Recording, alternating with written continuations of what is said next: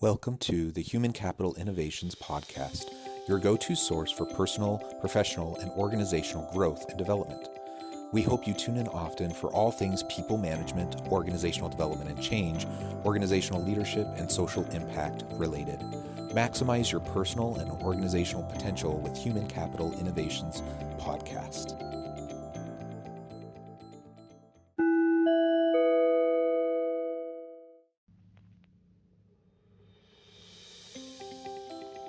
Welcome to the Human Capital Innovations Podcast.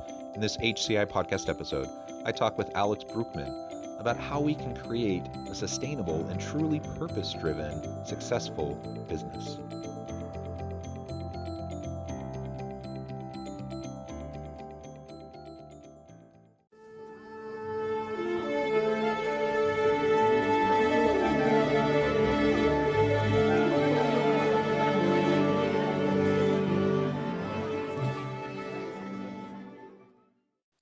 Alex Bruckman, welcome to the Human Capital Innovations Podcast. Thank you very much for having me, John. Excited to be here. Yeah, it is a pleasure. I'm super excited to have a conversation with you today. We are going to be chatting about how we can create a sustainable and truly purpose-driven organization. That's something that I have a lot of passion around. I spend a lot of time and attention and energy in this space, and I know you do as well. So I think it'll be just a fun dialogue. As we get started, I wanted to share Alex's bio with everybody. Alex Bruckman is an entrepreneur, author, executive coach, and board advisor. He built, scaled, and exited companies in Europe and Canada and led client projects across the world. His areas of expertise are strategy development, leadership development, and entrepreneurship. His passion lies in helping clients build profitable businesses rooted in purpose. Based in Vancouver, Canada, Alex speaks on the topics of intentional strategy and entrepreneurship. In his upcoming book, he presents a new framework called the 9 Elements of Organizational Identity, which helps people build better businesses. Alex is a storyteller with an academic background in general management, with degrees from EBS University in Germany and Universidad ORT in Uruguay, as well as certificates from INSEAD in France and Harvard Business School in the US. Thank you so much, Alex, for joining me. It's a pleasure. You have a great background. Before we launch on into the conversation, anything else about yourself that you would like to share with listeners by way of, background, personal context?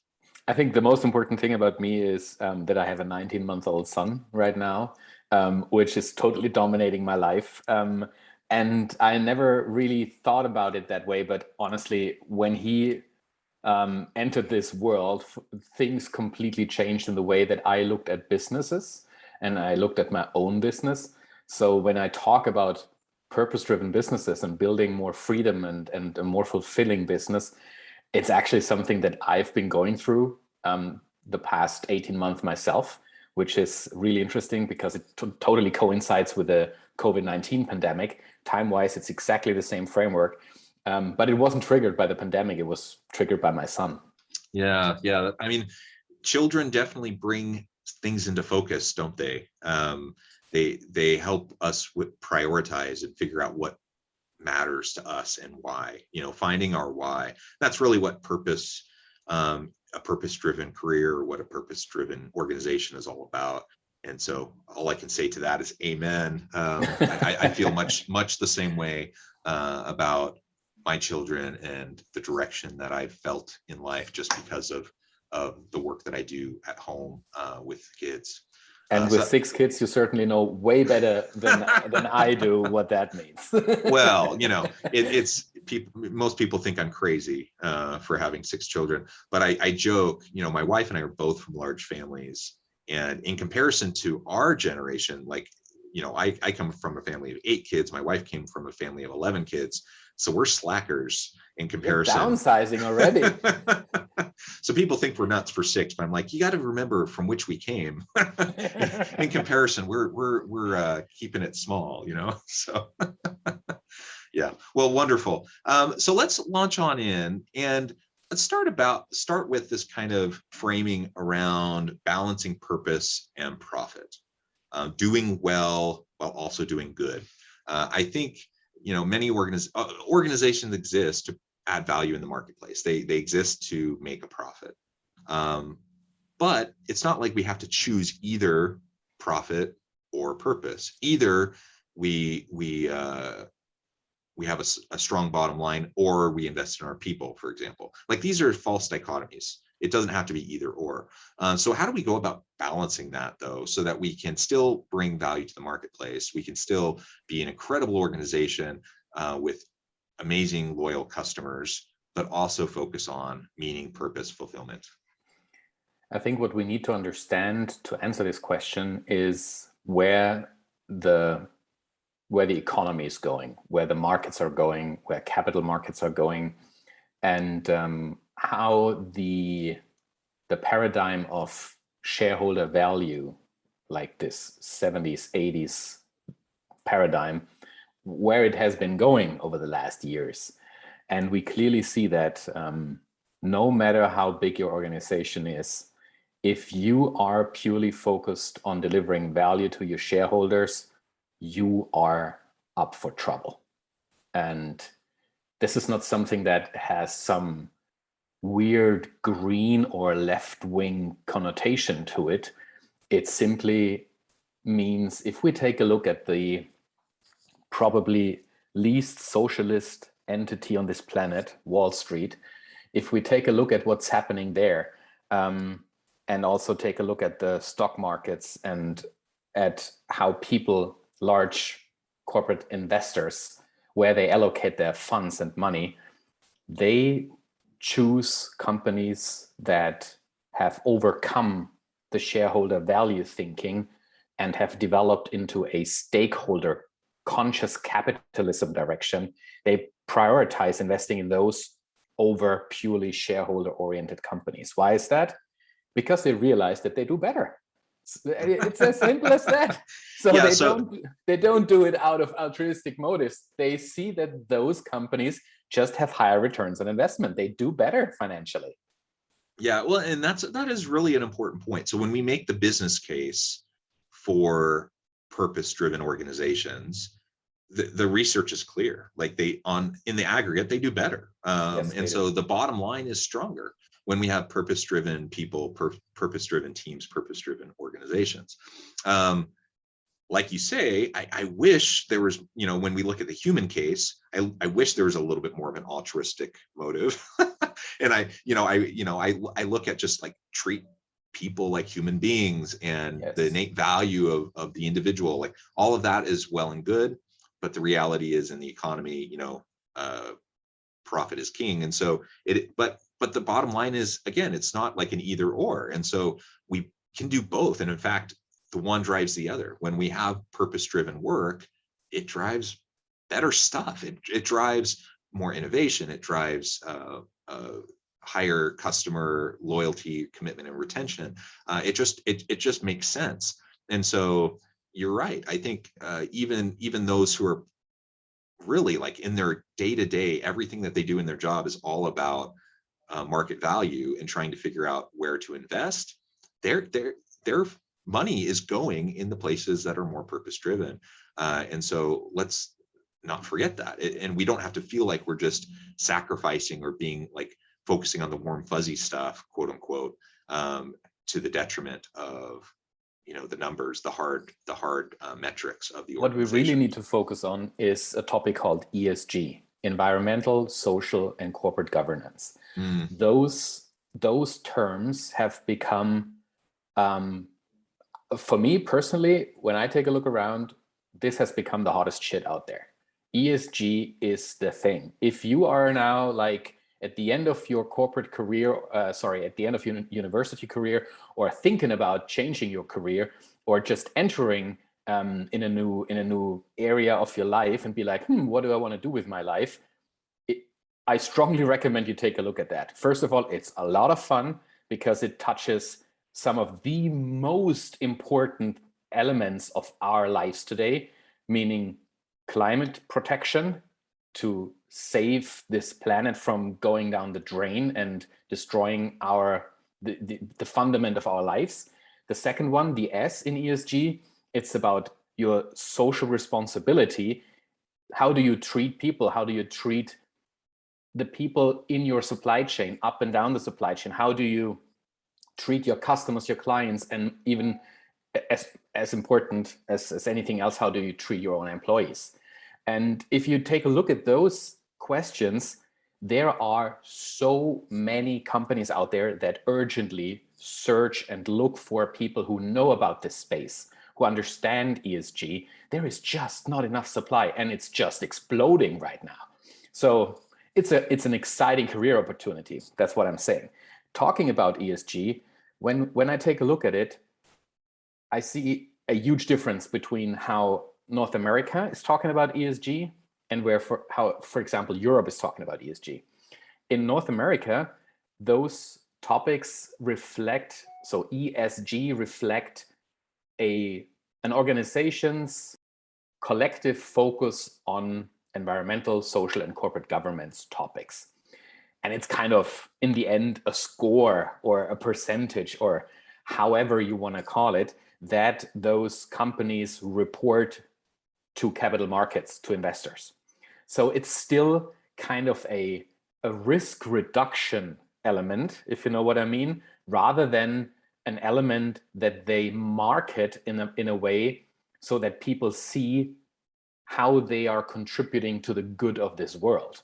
Whereas in Europe, ESG has become more than just numbers that you report. It has become a synonym for sustainability as such. And again, I'm not talking about some weird green environmental protection stuff here. I'm really talking about understanding sustainability in the best possible way. And that includes environmental aspects, it includes social aspects, and it includes how you govern your own corporation for the long-term success. That's what this is all about. And I believe there is so much value in it when companies understand the power of purpose.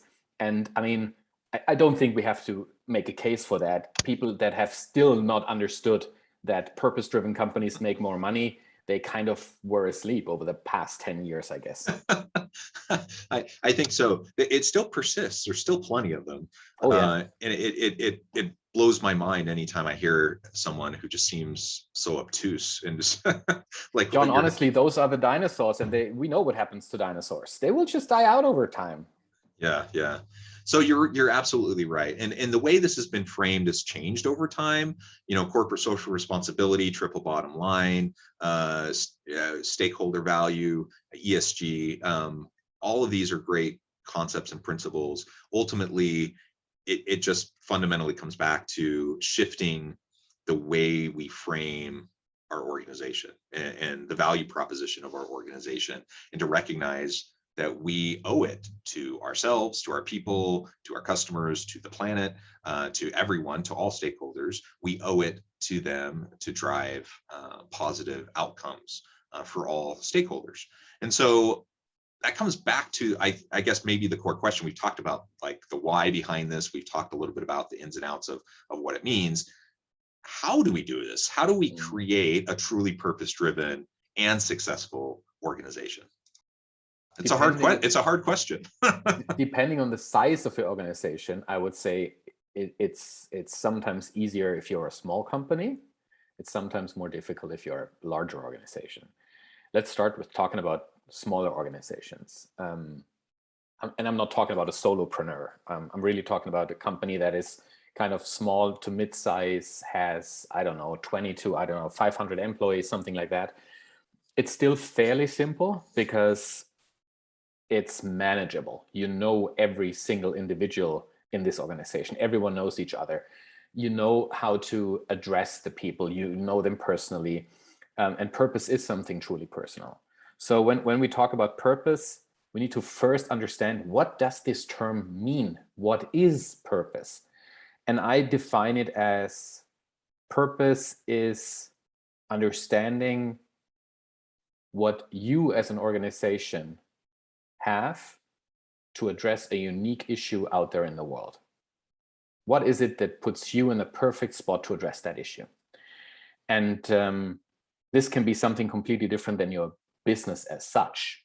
I like to use the example of Patagonia, the apparel company. They produce apparel, right? clothes and gear for backpackers, for example. Their purpose is totally environmental protection. They've pledged years ago 1% of their sales to environmental protection campaigns, but they go way beyond that. They also link activists, people who want to get involved, to environmental protection campaigns that they believe in and support. Yeah, so they've been doing this for decades. Yes, they've put their money where their mouth is and have become a true shining light for purpose-driven, for-profit company.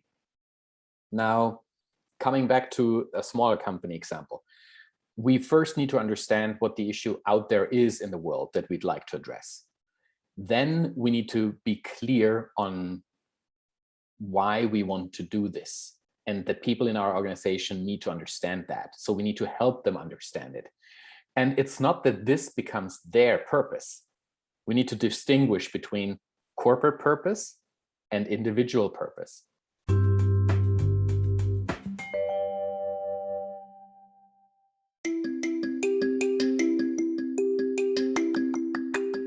I'm excited to announce the publication of my new book from HCI Press, Bluer Than Indigo Leadership: The Journey of Becoming a Truly Remarkable Leader.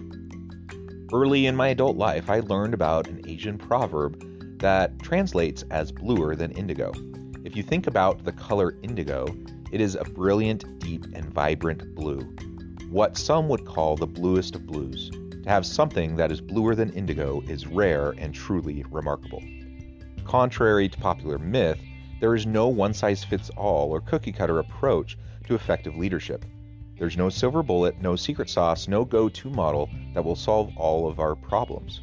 The truth is, great leaders have all had their unique strengths and flaws, and have all had to discover and then pave their own distinctive path in their life's journey to fulfill their leadership potential. Bluer Than Indigo Leadership will help you discover your own path and explore those ordinary, everyday actions that will help you respond to an uncertain future and produce extraordinary results for individuals, teams, and organizations.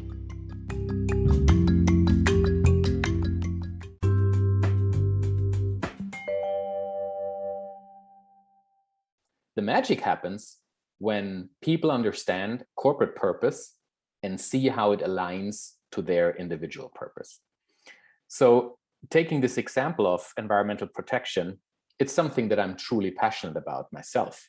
So let's assume I worked at Patagonia. This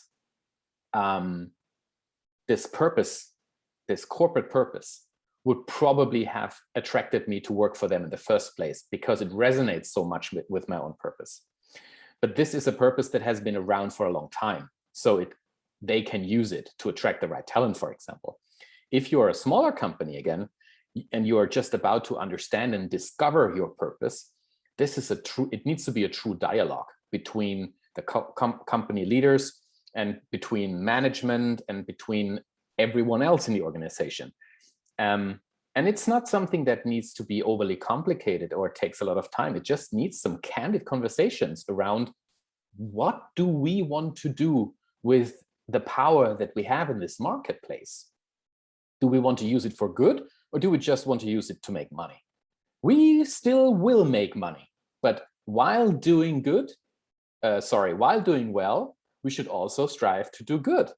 And the examples are plenty, what you could do. And purpose does not only mean environmental protection or anything else in that direction. It simply means purpose needs to be something more than just making money. It needs to be something grand and idealistic.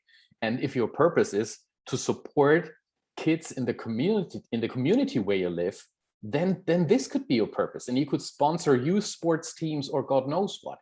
There is so much that you can do. And it really needs to resonate with the people that work for you. Then it becomes truly powerful because it rallies them around this common purpose. And it makes them go the extra mile, not because you tell them to, but because they want to, because they see how what they do contributes to something greater than just making money. Yeah, and this, I mean, this is something that applies to everyone. I mean, there's so much research on this. I've done a good amount of research on this myself, that meaning, purpose, fulfillment, doing things that you perceive matter in the world, that you're making the world a better place. It's a strong intrinsic motivator that's among the strongest motivators leading to efficiency, effectiveness, productivity, innovation, and just overall engagement, satisfaction for employees in the workplace. But it's particularly important for younger generation of employees. So younger millennials and Gen Z workers, they not only like it when they have a meaning and purpose in the work that they do, they expect it, they demand it. They only want to work. CEO just yesterday said publicly that above all, what matters to these generations that you just mentioned, John, is environmental protection. It matters most to them. It's more important to them than their own career path and God knows what. So I totally agree with you. This is a game changer for many things. Those generations coming into the marketplace. So I mean, organizations and investors looking at, well, okay, bottom line outcomes, purpose-driven organizations have better in aggregate, better bottom line outcomes. So yeah, we're going to put our money there. On the other hand, organizational leaders can look at, okay, how do we attract and retain the best talent? You know what, if you're going to be bringing in younger generations of millennial and Gen Z workers into your workforce and you want them to stay, you get them there in the first place and then get them to stick around, you better be invested in this stuff. You better have a grander meaning and purpose behind what you're doing. And you better be proactive about helping individual employees recognize and understand how their values connect with the organization's values and that there's congruency there. If that's not there, I'm sorry, but you're going to really struggle. You're going to struggle to have a great workforce and you're going to churn through people, and nobody can afford to do that. It's happening already. It's happening already. So here in Canada, the government during the COVID-19 pandemic released a lot of money and poured it into private households. Basically, a COVID relief fund that helped individuals get through the pandemic financially because they kind of lost their jobs. Now we're at the point, or we have been at a point for several months. We see that those funds will stop in September 2021. And months ago already, companies were struggling to find people because they were like, I'm not going back to this shitty job. I rather have less money, but I can live a life that is more fulfilling for me. I spend my money more consciously. I'm not consuming as crazy as I did before. I allocate the funds more intentionally to what I really need, but it gives me so much more internal peace and freedom rather than spending 8 to 10 or even more hours a day in a job that just sucks life out of me. And especially that struggle with that, business owners that don't find talent. And I always ask them, have you looked inside? Have you looked inside your company? Are the root causes maybe related to the work culture, the work environment you create? And this often leaves them like, oh my God, I knew it would come eventually. They know this stuff. They know it. Yeah, it's not like we're the first ones to say this, are we? I mean, people have been talking about this for a long, long time. And I think the average leader, I think the average person would agree with what we're saying. And they'd say, yeah, this is important. And they probably even think they're doing it or trying to do it.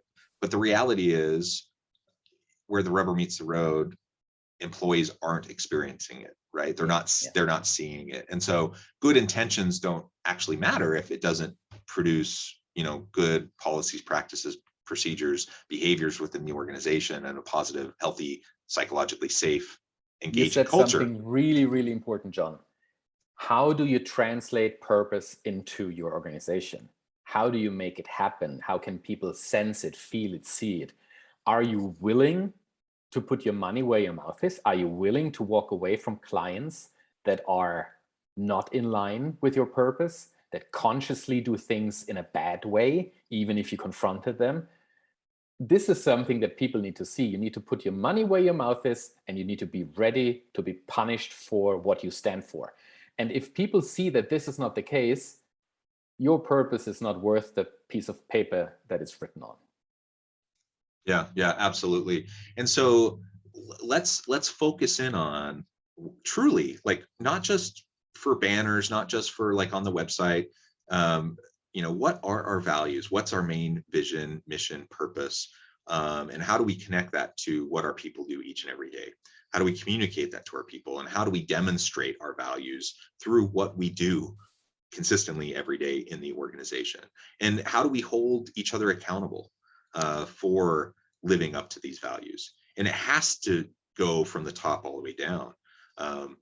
I see organizations often where there is, like, you go talk to the line workers, you talk to those who interface with the customers, you talk with middle managers, and they feel, there may be a great sense of meaning and purpose in what they do. But then there's this huge disconnect between them and like upper management, C-suite, executive level individuals. And the number of times I've heard people talk about, well, there's one set of rules and values for us, and there's another set of rules and values for them. That doesn't work. It just doesn't work. The hypocrisy is so apparent, and it disengages and it frustrates, and you're not going to keep your people. And so we can't afford to keep on leaders, even at the highest levels, even leaders who have great metrics and various outcome measures. We can't afford to keep them on if they're undermining our values, if they're undermining what we're trying to accomplish, because people really notice, and it will impact their decisions. And this where it comes back to ESG, especially the G in it, the corporate governance piece.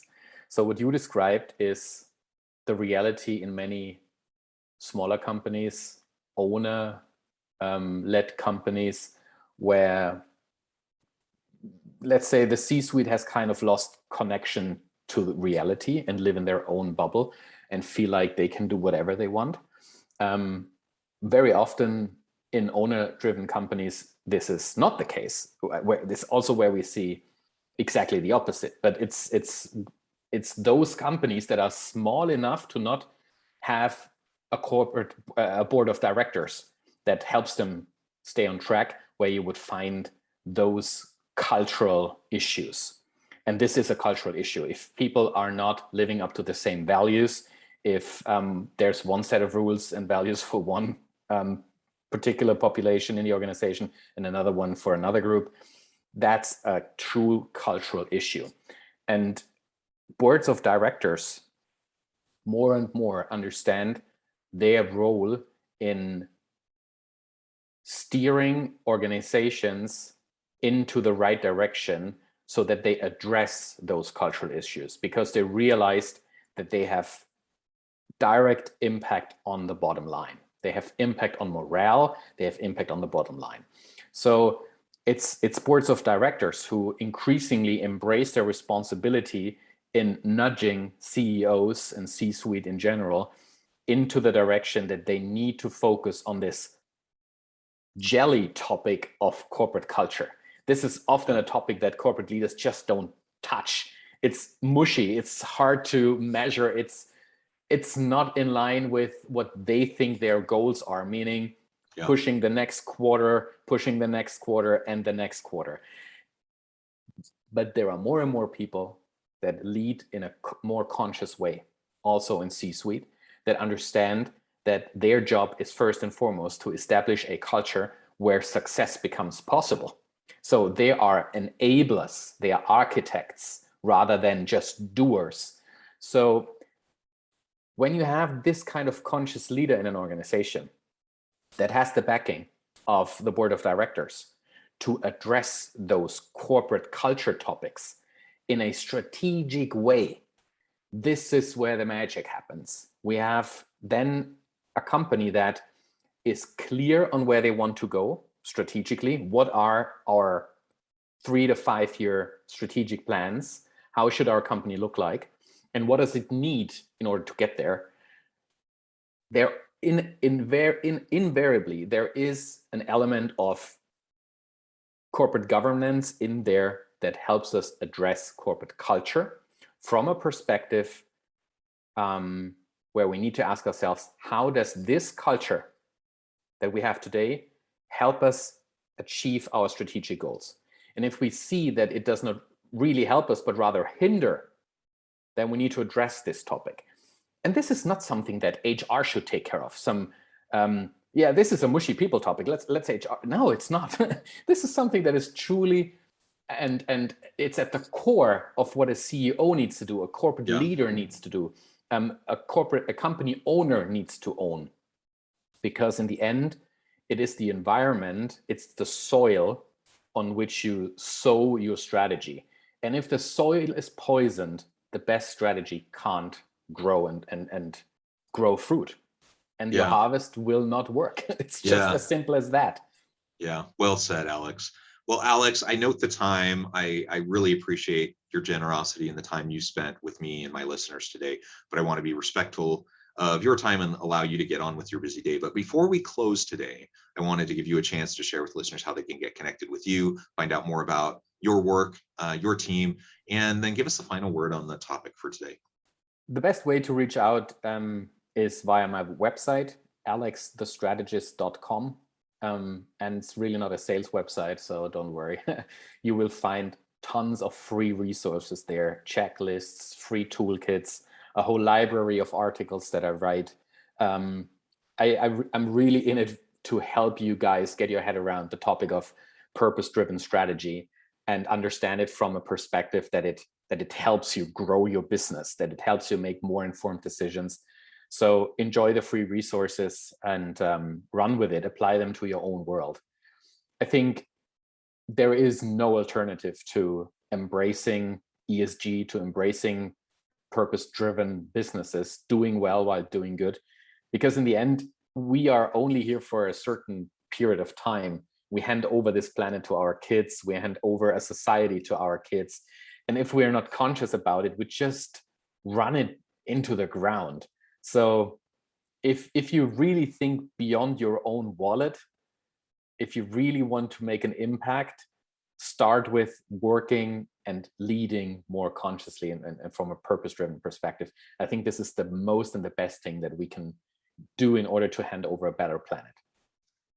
Well said, Alex. I really appreciate all of your insights. I appreciate your focus, your attention, and energy that you put towards this to help organizations. I encourage leaders to reach out to get connected with you and your team. And as always, I hope everyone can stay healthy and safe, that you can find meaning and purpose at work each and every day. And I hope you all have a great week.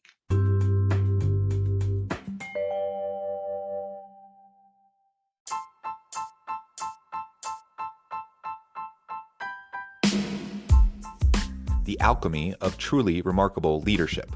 Ordinary, everyday actions that produce extraordinary results. Consider how the nature of work has shifted over the past 50 years. With increased globalization, rapid technological advancement, and the shift in economic composition, the average job of today looks very different than the average job of 50 years ago. What will the jobs and organizations of tomorrow look like? Moreover, what does this all mean for organizational leaders? What are the core competencies and capabilities of organizations and their leadership that are prepared for continued disruption and geopolitical and socioeconomic shifts? Regardless of what the future holds, increasingly, leaders need to be socially minded, data-driven, decisive, champions of talent, and disruptors of the traditional notions of leadership, teams, organizations, and work. The alchemy of truly remarkable leadership will help you to explore your own leadership competencies and capabilities and consider ways to apply and implement them into your workplace and personal life.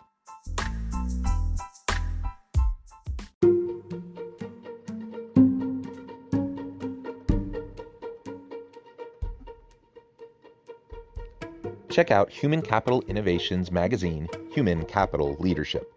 Human Capital Leadership is a free, interactive e-magazine with the mission to help individuals, leaders, and organizations find innovative approaches to maximize their human capital potential. We publish issues quarterly in August, November, February, and May. Take a look at the latest issue and let us know what you think.